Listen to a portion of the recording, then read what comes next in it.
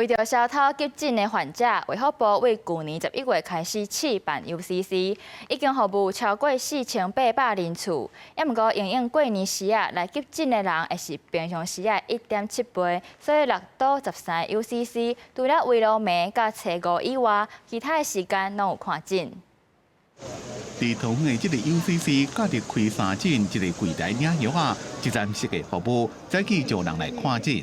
今天早上就有一个15岁的女孩子说肚子不舒服后来是便秘的问题，由我们王建国医师亲自来做诊治。去年11月实施的 UCC， 6都总共13个据点，到即马已经有超过4800人次看诊，超过4成拢是呼吸道症状，过来是空髓处理。因为今年过年休9天，健保署86亿预算，奖励伫过年期间提供服务的医疗院所，一若13 UCC， 除了过年夜间初五拢会看诊。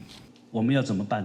如果开设之后人来比较少，我们也不要省下来，我们想办法继续把它延长时间，加强项目，尽量给医院跟从业人员能够得到更多的协助。这个春节过后之后，我们也会做一个检讨。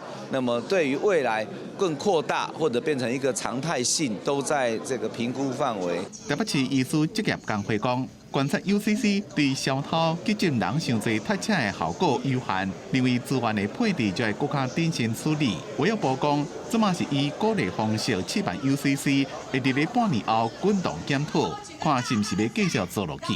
记者综合报道。